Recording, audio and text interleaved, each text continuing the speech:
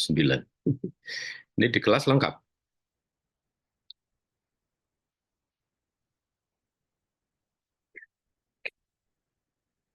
Oke, oke, sebentar. Kita mulai sambil nunggu yang lain sebentar.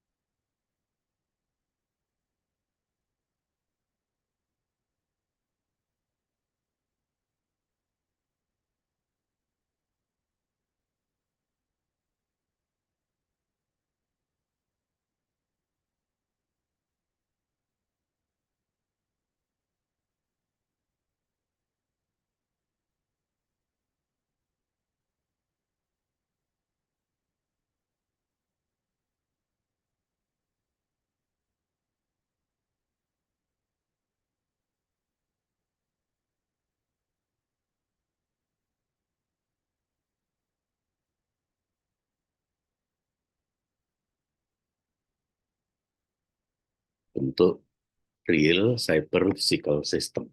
Walaupun di dalam beberapa hal mungkin tidak persis sama. Jadi dari penelusuran kita kemarin, smart home itu orientasinya ada dua. Yang pertama adalah untuk membuat yang tinggal itu nyaman. Jadi di dalam konteks ini adalah lebih berorientasi pada society 5.0. Kemudian dari sisi teknologi, maka teknologinya memang basisnya adalah teknologi 4.0, tapi kemudian berkembang lebih dari itu. Oke, jadi saya akan menunjukkan dari sisi teknologi cyber physical system itu seperti apa dengan meminjam kuliahnya dari Prof. Dula Saha dari University at Albany di New York sebentar.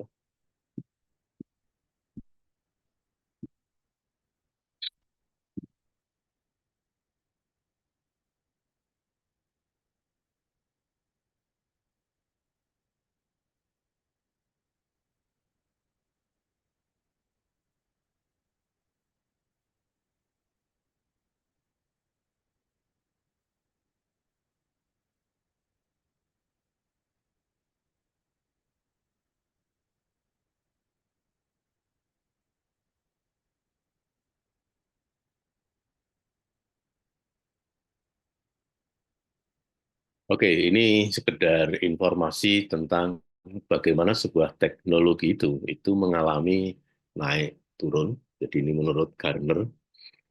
Gartner ini seorang konsultan, eh, satu perusahaan konsultan manajemen pada dasarnya.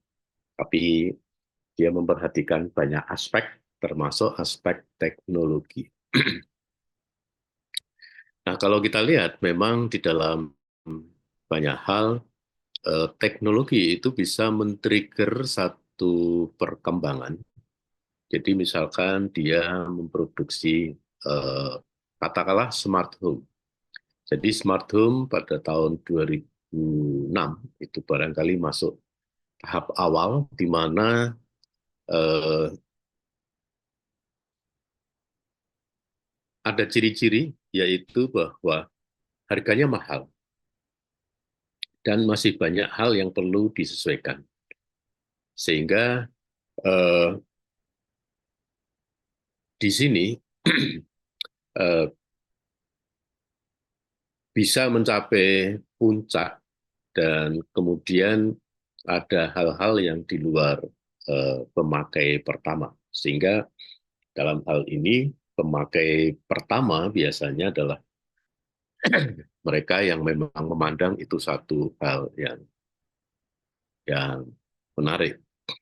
Nah, setelah itu akan mengalami penurunan karena kemungkinan adalah orang-orang menemukan kekurangan dan kemudian adanya kurang terpenuhinya kebutuhan pasar. Jadi misalkan di dalam beberapa produksi dulu pernah terjadi, ini contoh, ketika sebuah teknologi mobil expander itu diluncurkan, promosinya begitu gegap gempita sehingga orang memandang itu adalah mobil masa kini yang teknologinya eh, dapat dikatakan lebih tinggi daripada price harga yang harus dibayar, sehingga orang kemudian cenderung untuk ini. Oleh karena itu kemudian eh, orang beramai-ramai membeli karena belum tersedia di pasar, maka inden yang harus dilakukan. Jadi membayar bagian uang untuk mendapat antrian. Tapi kemudian ternyata pabrik gagal memberikan apa? Jadi mengalami penundaan, pengirimannya tidak sesuai dengan jadwal, sehingga kemudian orang mulai turun. Sehingga kemudian di dalam hal ini eh, aktivitasnya menjadi turun. Nah, kalau secara umum, maka dalam hal ini kalau teknologi tersebut gagal, maka kemudian yang dilakukan adalah upaya-upaya untuk mendapatkan modal untuk terus mengembangkan teknologi tersebut. Nah, sehingga kemudian eh, pelan-pelan itu akan kembali survive. Namun di antara sekian banyak perusahaan itu dipandang hanya sekitar 5% yang bisa bertahan. Jadi kalau banyak orang berkembang. Sehingga kemudian setelah itu eh, muncul generasi kedua yang tentunya lebih eh, murah, memenuhi kebutuhan, kemudian dikembangkan lagi, dan sehingga kemudian muncul generasi ketiga yang lebih lebih bagus, dan kemudian kalau sudah papan itu akan mengalami apa, perkembangan yang konsisten. Nah, di sini ini gambar ini sebetulnya juga bisa memberikan gambaran karena Gartner ini melakukan survei sebelum membuat kesimpulan gambar seperti ini. Artinya begini, kita bisa memandang kalau pada satu saat lagi rame-ramenya orang mengembangkan startup, semuanya beramai-ramai. Sehingga pada satu saat gagal, kemudian turun. Nah, startup kalau ada 100, maka yang bertahan itu 5. Dan kemudian bertahan mengembangkan teknologinya. Jadi itu yang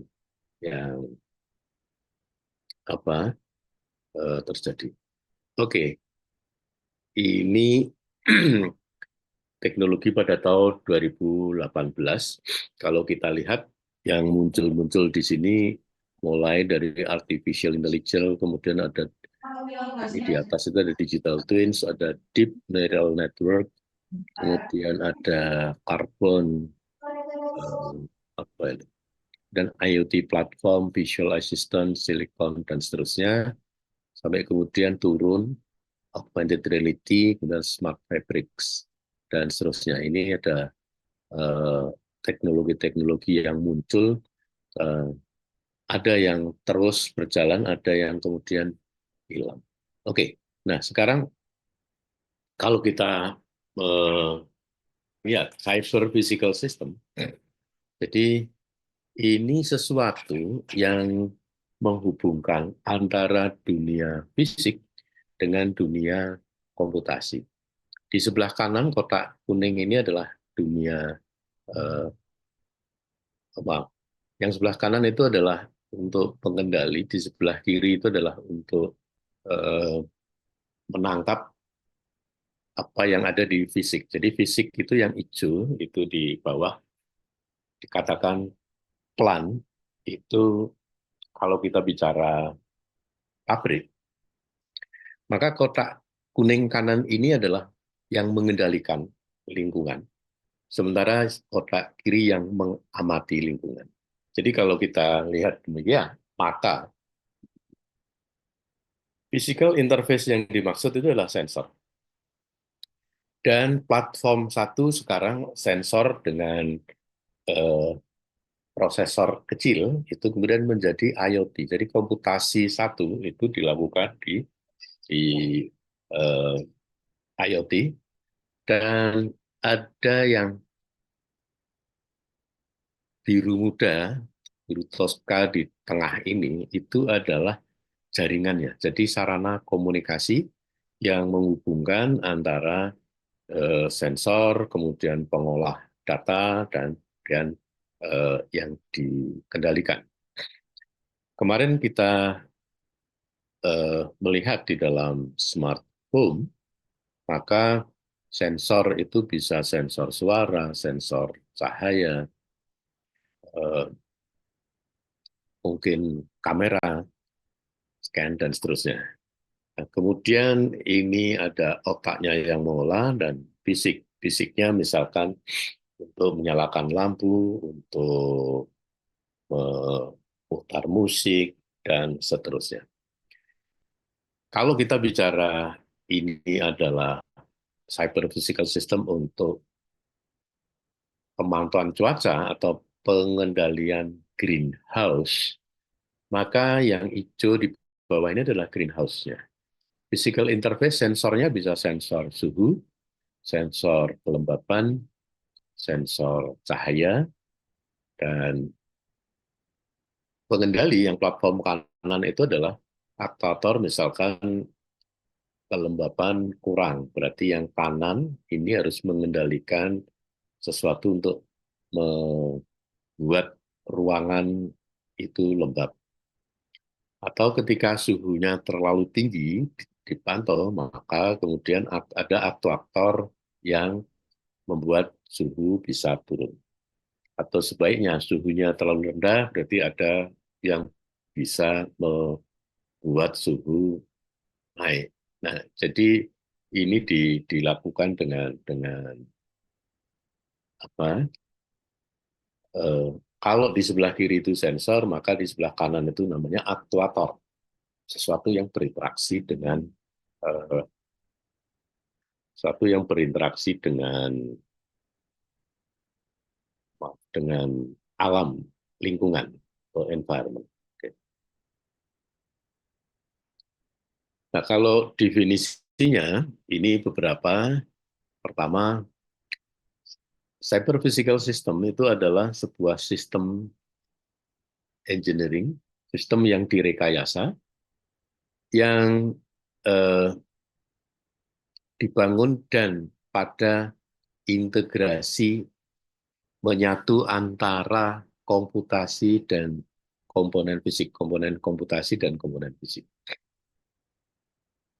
Kemudian eh, cyber physical system itu mempunyai kemampuan untuk beradaptasi, scalability, bertahan, safety, aman, eh, untuk menangani sistem-sistem yang kritikal. Jadi kalau kita bicara smart home, mungkin tidak terlalu kritikal ya. Jadi kritikal itu dalam artian kalau tidak segera ditangani itu bisa menimbulkan masalah. Contohnya misalkan reaktor nuklir atau energi, sumber energi, smart grid itu kalau turun langsung bermasalah. Sehingga di dalam teknologi cyber physical system yang terjadi adalah merubah cara berinteraksi antara manusia dengan sistem yang direkayasa, dan salah satunya adalah karena jaringan dan internet itu banyak merubah konstelasi tersebut. Beberapa yang pemakaian tadi saya cerita tentang eh, rumah kaca, greenhouse, untuk pertanian, eh, pesawat terbang itu jauh sejak awalnya memang dia adalah cyber physical, sehingga pengendalian sayap, ekor, gerakan itu manusia menggerakkan tuas atau setirnya, dan kemudian fisikalnya itu berinteraksi. Kemudian energi, smart grid, environment quality sama dengan, dan seterusnya.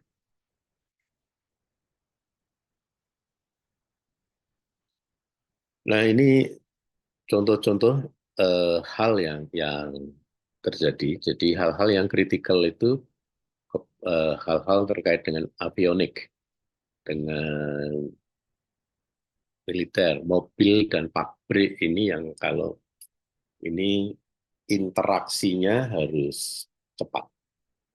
Nah, di dalam hal ini eh, komponennya adalah komponen komputasi dan komponen fisikal. Tapi di dalamnya ada unsur-unsur komputasi, komunikasi, dan dinamika. Dinamika itu perubahan. Sehingga ketika kita bicara mobil, maka mobil ini banyak perubahan. Nah, di dalam hal ini, salah satu yang penting itu adalah aman. Aman dalam artian selamat, safe, aman dalam artian secure. Secure itu artinya kalau kita bicara smart home, building, itu tidak mengalami konslet, tidak dibobol orang, tidak semua orang bisa akses, itu kategorinya aman. Jadi gambarnya di bawah itu, kanan. Kemudian safe itu ketika kita mengendarai mobil yang pada dasarnya menerapkan sistem cyber fisik, maka dia harus aman dikendarai. Ada beberapa eh, video yang muncul di sosial media yang mengatakan bahayanya mobil yang autonomous. Karena mobil-mobil tersebut, seandainya bagian komunikasinya ini bisa diretas, maka mobil itu bisa di luar kendali pengendara. Jadi bisa tiba-tiba berjalan sangat kencang, atau tiba-tiba belok, atau bahkan tiba-tiba berhenti. Itu juga sesuatu yang membuat tidak selamat. Karena interaksi mobil itu juga dengan mobil yang lain yang di luar. Sehingga kalau mengerem mendadak itu berarti bisa ketabrak dari belakang. Kalau tiba-tiba speeding itu juga susah dikendalikan dan kecenderungannya juga nabrak. Pesawat juga begitu. Sehingga di dalam beberapa kejadian kecelakaan pesawat, kecelakaan mobil, itu diduga bahwa sistem cyber fisiknya itu gagal. Entah itu karena serangan orang ataukah karena memang ada kegagalan baik di komputasinya maupun di komunikasi.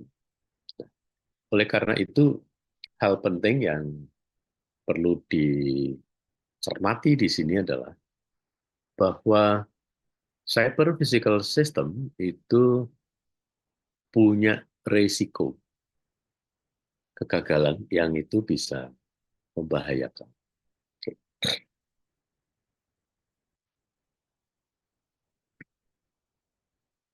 Nah, kemudian ini ada satu hal yang mungkin akan mengalami trade-off kontradiksi. Jadi misalkan kebutuhan untuk melakukan satu hal yang berulang, itu berbeda dengan adaptability. Adaptability itu dilengkapi dengan sensor untuk berinteraksi dengan lingkungan. Artinya di situ ada sebuah pemahaman bahwa lingkungannya dinamis. Sementara kalau repeatability itu berasumsi bahwa lingkungannya tetap, tidak ada perubahan-perubahan. Nah, sehingga antara adaptability dan repeatability itu mana yang mau dilakukan. Kemudian juga antara high connectivity dengan security dan privacy. Begitu kita menggunakan jaringan dan butuh kecepatan tinggi, maka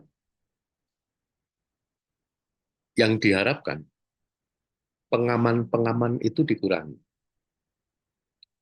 Karena security itu cenderung memperlambat. Contoh, ketika kita mau mengamankan rumah, maka caranya adalah pintu digembok. Pintu dikunci. Kalau tambah aman digembok. Berarti untuk membuka pintu itu ada dua langkah, buka gemboknya, buka kuncinya. Berarti lebih lambat. Kemudian kalau untuk lebih aman,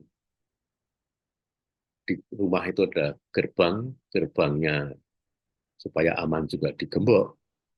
Berarti untuk masuk rumah pada satu kondisi tertentu yang butuh cepat, itu akan terhambat karena harus buka dua gembok dan satu kunci. Sehingga di sini dikatakan antara kecepatan dengan keamanan dan keselamatan itu perlu dipertimbangkan ini mana yang mau diutamakan. Demikian pula ketika kita butuh memproses cepat, high performance, maka kebutuhan energinya tinggi. Tapi begitu kita terkendala harus menggunakan energi rendah, maka kecepatan itu juga tidak bisa semaksimal mungkin diangkat. Kemudian asinkronus dengan koordinasi kooperasi. Ketika kita bicara asinkronus, maka kejadiannya bisa tidak terpola, sehingga bisa muncul tiba-tiba, tapi harus diamati. Sementara kalau kita mau lebih reguler, maka harus ada proses koordinasi, kooperasi yang sifatnya sinkronus. Jadi ini yang ada. Kemudian scalability dan reliability, ini kalau kita mau men-scale up, itu bukan berarti terus keamanan itu kehandalannya ikut meningkat, karena kemungkinan menjadi berbeda. Kemudian antara regulasi dengan technical possibilities. Jadi seringkali hal-hal yang sebenarnya bisa dilakukan dengan teknologi itu terhambat karena faktor-faktor peraturan perundangan. Salah satu yang sering dipersoalkan, misalkan ketika seseorang mau naik pesawat, maka di sini secara teknis sebetulnya ketika seseorang sudah beli tiket online, sudah check-in online, dia berhak naik pesawat. Secara teknis seperti itu. Tetapi secara peraturan ternyata harus dibuktikan bahwa yang membawa tiket ini adalah yang bersangkutan. Sehingga sebelum masuk wilayah bandara akan diperiksa. Satu, gang tiket tidak, kemudian KTP atau tidak. Ini diperiksa dan seringkali manual, menimbulkan antri. Kemudian setelah check-in, ketika mau masuk ke pemeriksaan barang, hal yang sama dilakukan. Yang terakhir ketika mau naik pesawat, itu juga diperiksa lagi tiket dan orangnya. Sehingga kemudian bahkan ketika mau duduk, itu seringkali masih ditanya boarding pass-nya, dengan alasan untuk memastikan bahwa seseorang tidak salah naik pesawat. Oke. Nah, di sini secara teknis, tadi saya katakan seseorang yang sudah beli tiket, check-in, itu sudah berhak langsung naik. Nah, untuk mengatasi ini, maka ini yang justru bagus itu adalah PT KAI, sehingga karena tiket itu dikaitkan dengan KTP, KTP dikaitkan dengan pengenalan wajah, maka begitu seseorang menghadap pintu, gerbang, gate, yang ada kameranya, maka kameranya yang akan mengenali bahwa orang ini sudah beli tiket, sudah check-in, dan orang yang benar. Jadi artinya kalau yang masuk itu bukan yang tertera, itu tidak bisa dijalankan. Herannya kenapa industri pesawat terbang kok malah tidak secanggih KAI. Jadi ada kemungkinan memang masih ada orang-orang yang bisa berhasil secara teknis melakukan tindakan di mana antara yang tercatat dengan yang ada beda. Oke, kemudian yang berikutnya antara locality dan economic of scale. Kalau kita mau hemat, itu memang sebaiknya pakai cloud. Dan dengan cloud ini bisa diperluas, bisa di scale up menjadi hal yang lebih luas. Tetapi kalau kita ingin mengelola sendiri, maka itu harus dikelola di lokal.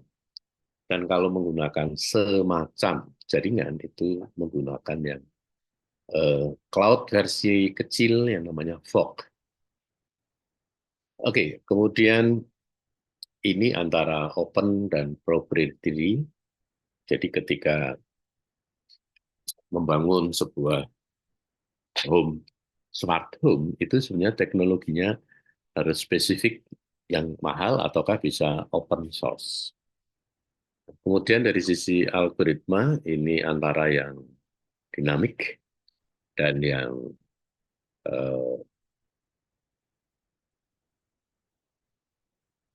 statik. Hal-hal yang bisa dibuat algoritma itu adalah sesuatu yang sifatnya statik. Apakah yang dinamis tidak bisa dibuat algoritmanya? Bisa, tetapi menjadi jauh lebih kompleks. Sehingga untuk hal-hal yang sifatnya statis, algoritma sangat-sangat membantu. Karena ini terkait juga dengan repeatability. Sehingga hal-hal yang dinamis itu butuh adaptasi. Nah ini yang menjadi pertimbangan ketika kita membangun sebuah cyber physical system. Problemnya adalah bahwa ketika kita bicara tentang cyber physical system, itu menyangkut banyak uh, bidang, sehingga kalau kita mau membangun itu mestinya bekerja sebagai satu tim yang multidisipliner, jadi terdiri dari banyak hal. Namun ketika tim diajukan, masing-masing akan mempunyai satu pandangan yang berbeda sesuai dengan apa yang mereka lihat. Atau dalam hal ini adalah perspektifnya. Contohnya ketika banyak orang diminta untuk melihat eh, apa gajah. Kalau di Indonesia dulu ceritanya selalu 4 orang buta yang melihat gajah. Jadi ada yang melihat gajah itu seperti ular karena dia memegang telalainya. Ada yang mengatakan gajah itu seperti tombak karena dia memegang gadingnya. Atau ya ada yang mengatakan dia seperti tembok ketika memegang badannya. Atau seperti tali karena dia memegang ekornya. Atau seperti pohon karena memegang kakinya. Nah, jadi eh, ini yang perlu disatukan.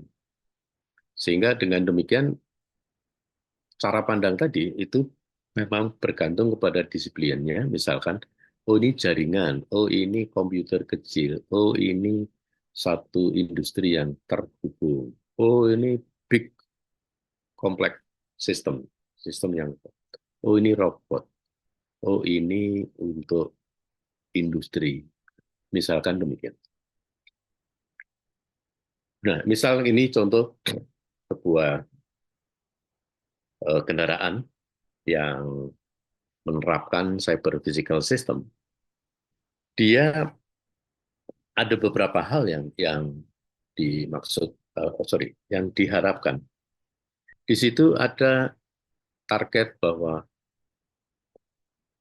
dengan menggunakan cyber physical system, mengendara mobil itu menjadi lebih aman. Contohnya, mobil-mobil sekarang modern itu dilengkapi dengan sensor jarak, proximity, sehingga kalau mobil itu terlalu dekat dengan objek lain, kalau di jalan mungkin dengan mobil lain, entah di belakang, di depan, di kiri, di kanan, itu akan muncul suatu pemberitahuan yang menyatakan ini terlalu dekat loh. Bentuknya biasanya suara dan kemudian disertai gambar di dashboard, di layar, tentang posisi yang mendekat itu. Kemudian ada blinking. Sehingga kalau kita berkendara sendiri, katakanlah memarkir kendaraan, itu tidak diharapkan tidak terjadi di belakang nabrak patok atau nabrak tembok karena adanya pemberitahuan tentang jarak. Demikian pula ketika kita belok, seringkali kita terlalu dekat dengan objek. Sehingga.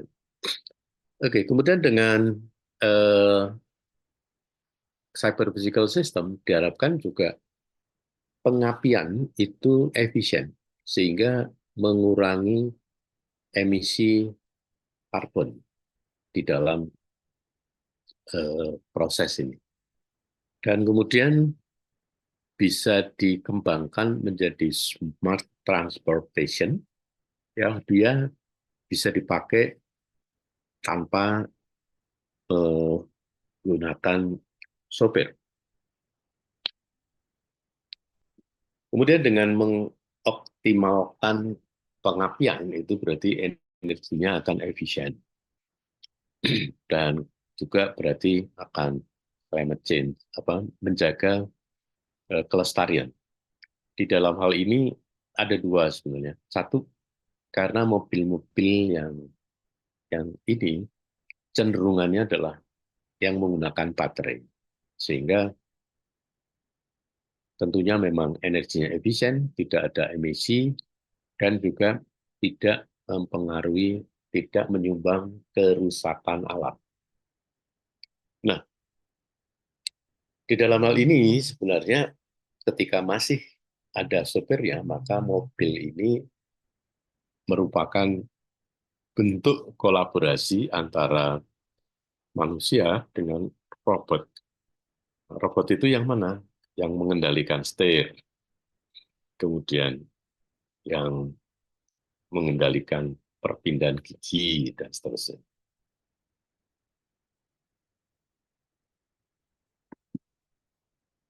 Kemudian ada lagi yang menggunakan quadrotor, ini ada 4T untuk kepentingan pertanian misalkan. Kemudian ada lagi, jadi kalau di dalam tadi, kendaraan tadi, di sini ada beberapa sensor yang dipakai, yaitu ada kamera, ada LiDAR, ada GPS, ada IMU, ada ranger jarak, dan kemudian ada beacon, ada motor. Komunikasinya menggunakan Wi-Fi yang kecepatan sampai dengan 54 megabit per second, dan kemudian ada Wi-Fi yang hanya 5 megabit per second. Kemudian beberapa prosesornya ada Stargate Intel PX A255, dan ada juga yang kecepatan tinggi yaitu Pentium M dengan RAM 1 GB dan clock 1,8 GHz. Sementara yang di bawah yang kecil untuk kepentingan GPS itu menggunakan 64 MB RAM dan 400 MHz. Jadi seperempat lebih rendah dibandingkan yang atas. Kemudian untuk kepentingan pengendalian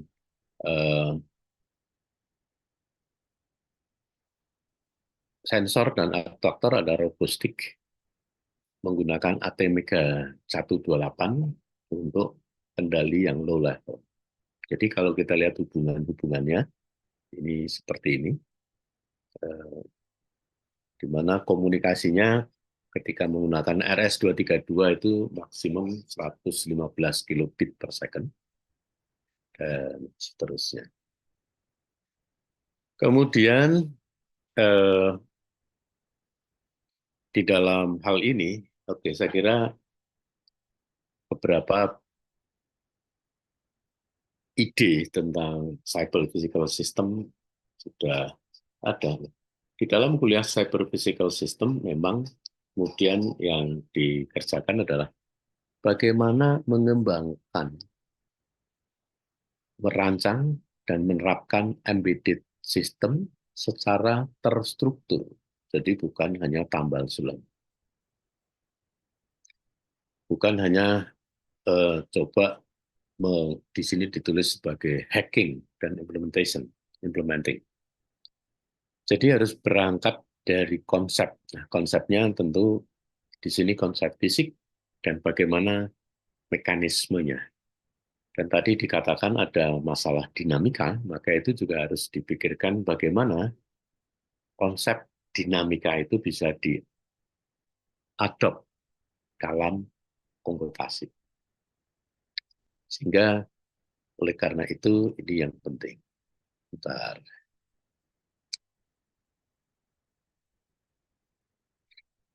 Oke, ini saya kira untuk pengenalan itu saja, namun ini ada dua hal yang mungkin penting untuk dipahami, yaitu bahwa di dalam proses itu ada model, desain, dan analisis. Jadi yang pertama itu adalah kita membuat model, dan model itu memang dibuat untuk menggambarkan sebetulnya lingkungan itu atau sistem fisiknya itu ngapain sih, atau apa yang dikerjakan oleh lingkungan fisik tadi, sistem fisik. Sehingga model itu dapat dikatakan penyederhanaan dari sistem, tapi harus fungsinya tetap harus terjaga. Kemudian di dalam proses desain, ini adalah untuk menunjukkan bagaimana sistem itu bekerja. Jadi di dalamnya setelah paham apa yang dikerjakan sistem, maka kemudian karena ini akan dilakukan dalam komputasi, maka diharapkan juga bisa me, me, apa, mengangkat isu-isu tentang optimisasi. Artinya dengan komputasi harusnya bisa dikerjakan lebih baik, mungkin perlu ada yang disingkat, bypass, seperti tadi, contohnya ketika KAI menerapkan kamera untuk pengendali gerbang, itu sudah sesuatu yang optimasi, dan di situ menghemat banyak waktu untuk proses pemeriksaan, dan juga mengurangi tenaga yang harus jaga. Nah, ketika kemudian sudah dimodelkan, sudah dirancang, maka kemudian dianalisis. Nah, di dalam analisis ini hal yang penting untuk dilakukan adalah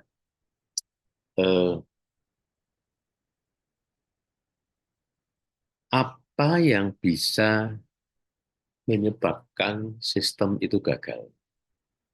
Jadi di dalam memodelkan, di dalam merancang, memang kita berpikir ini akan semuanya akan baik-baik saja. Nah, tetapi perlu diingat bahwa di dalam menggunakan sistem ini harapannya adalah lebih aman. Sehingga oleh karena itu harus dipastikan memang aman. Caranya kalau bahasa lainnya adalah memitigasi. Jadi kita melakukan mitigasi terhadap hal-hal yang terkait dengan sistem yang kita bangun.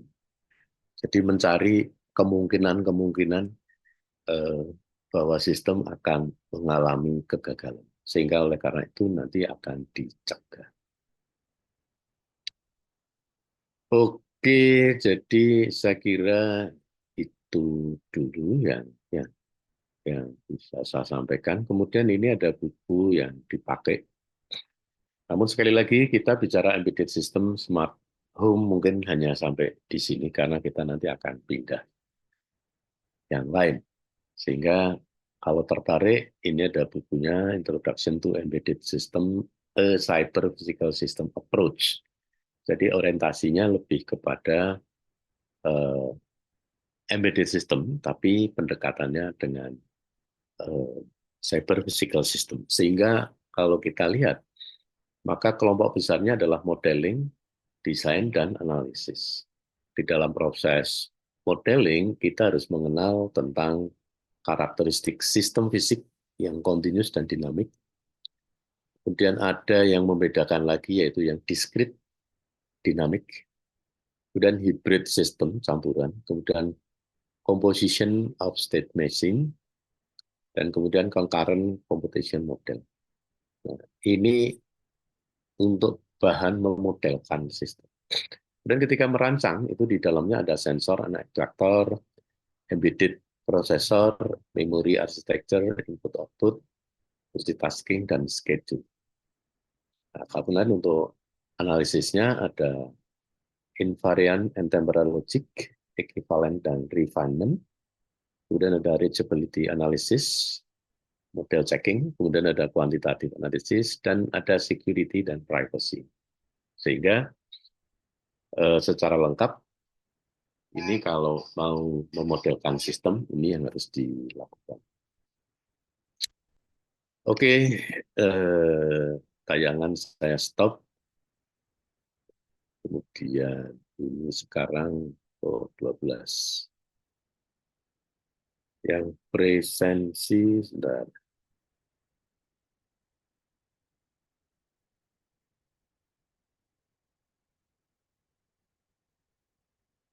Baru 10, 11.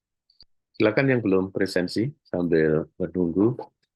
Monggo kalau ada pertanyaan, dipersilahkan.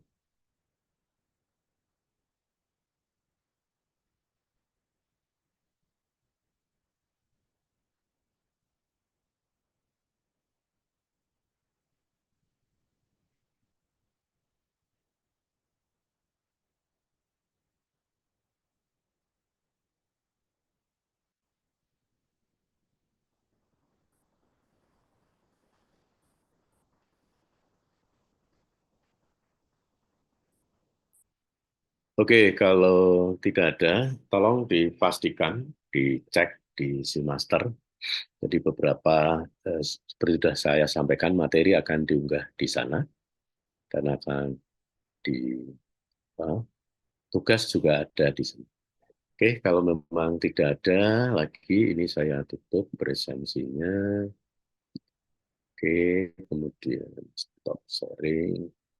Terima kasih sudah bergabung dan kuliah saya cukupkan sekian. Terima kasih. Terima kasih, Pak. Terima kasih, Pak. Terima kasih.